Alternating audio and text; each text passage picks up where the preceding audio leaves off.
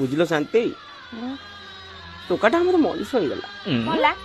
ମଣିଷ ପିଲାଟା ଆଉ କଣ ମଣିଷ ହୁଅନ୍ତାନି ଆଉ କଣ ଓଟ କି ଝିଙ୍କ ହୁଅନ୍ତା ଆବେ ସେ କଥା ନୁହେଁ ଯେ ଟୋକାଟା ଆମର ବଡ ମଣିଷ ହେଇଗଲା କି କଥା ଗଛ ଗୁଡାକ ସାର ନ ପାଇକି ବି ବଢିକି ମଣିଷ ଲେଖାଏ ହେଇଗଲାଣି ଆଉ ଇଏ ତ ମଣିଷ ପିଲାଟା ପୁଣି ସ୍ୱତନ୍ତ୍ର ସାରରେ ତିଆରି ହଁ ମୁଁ ବୁଝୁଛି ଯେ କିନ୍ତୁ ଟୋକାଟାର ମୁଣ୍ଡକୁ ହାତ ପାଇଗଲାଣି ଆଜିକାଲି ଟୋକା ଗୁଡାକ ଯୋଉ ଭଳିଆ ହେଲାଣି ଭ୍ୟାଲେଣ୍ଟାଇନ୍ସ ଡେ ରେ ଟୋକି ଗୁଡାକ ପାଇଁ ପୃଥିବୀ ସେପଟୁ ହାତ ଭର୍ତ୍ତି କରିକି ଚାନ୍ଦ ଆଣି ଦେଇ ଦଉଛନ୍ତି ଆଉ ମୁଣ୍ଡଟା କଣ ତାଠୁ ଉପରେ ନା ତାଠୁ ଅଧିକା ତୋ ମାକୁ ବଜା ତ ମାଇକି ନା ମୁଁ କଦଳଟା କହୁଛି ତୁ କାନ୍ଦିଟା ବୁଝୁଛୁ ଆରେ ମୁଁ କହୁଛି ଆମ ଟୋକାଟା ଆଉ ବାଟରେ ନାହିଁ ସେ ଯୋଉ ଭଳିଆ କର୍ମ କରୁଛି ମୁଁ ଗାଁଟା ମୁଣ୍ଡ ଟିକେ ବାଟ ଦେଇ ପାରିବି ତ ବୁଝିପାରୁଛି ନା ନାଇଁ ଭଲ କଥା ଏଇଟା ଭଲ କଥା ଆଜିକାଲି ଯୋଉ ଭଳିଆ ଖରା ହେଲାଣି 40 ଡିଗ୍ରୀ ସେଲସିୟସ ତାପମାତ୍ରା ଏଇଟାରେ ତମେ ଖରାରେ ବାଟ ଚାଲିପାରିବ ଗାଁ ତ ଅନ୍ଧାର ହେଇକି ଫ୍ୟୁଜ ହେଇଯିବ ତାଠୁ ଭଲ ହବ ଛତ୍ର ଛାୟା ତଳେ ତଳେ ଯାତ୍ରା କର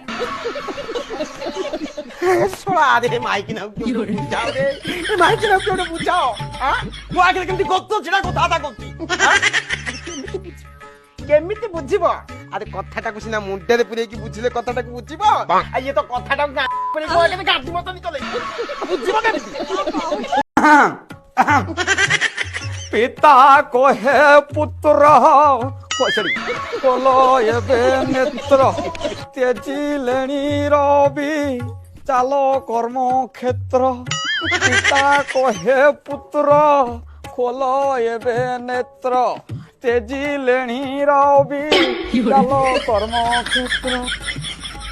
ଠିକଣ କହିକି ଡାକି ନେବେ ପିତା ବାହୁଡ଼ା ଧରେଇ କାଟି ଦେବେ ଚିତା କହିବେ ଫେର କୁହାଣ ପୁଣି କାଟ ତୁ କଣ ଶଳା ମୁହାଣ କେତେବେଳେ ଆଣିବେ ତୁ ଶଳା କେତେବେଳେ ମୁହାଣ ଆଣିବେ ହଇରେ ଟାଇଚିନି ଧାନ କଲି ତ ତୁ ଗଲୁନି ଦିଆଳି ଧାନ କଲି ତାପରେ ବି ଯାଇକି ପହଞ୍ଚିଲୁନି ଧାନ ରହିଲା ବେଳକୁ 3ଟା ମାଇକିନାକୁ ଆଣିକି ପଇସା ଦେଇକି ଗାଁରେ ରୁଆଇଲି ସେତେବେଳେ ବି ତୁ ଗଲୁନି ତାଙ୍କୁ ତମର ଡାକିବାର କିଛି ଅଲଗା ଉଦ୍ଦେଶ୍ୟ ଥିଲା ବୋଲି ତମେ ସ୍ତ୍ରୀ ଲୋକମାନଙ୍କୁ ଡାକିଲ ଆଉ ମୁଁ କାହିଁ ସେଠିକି ବିଲ ରହିବି ଯାଇଥାନ୍ତି ତୁ ଶଳା କଣ କହୁଛୁ ମୁଁ ଧାନ ରୋଇବା ପାଇଁ 7ଟା 8ଟା ଖଣ୍ଡେ ରସିଆନ ମଗେଇଥାନ୍ତି ତାପରେ ତୁ ଯାଇ ପହଞ୍ଚିଥାନ୍ତୁ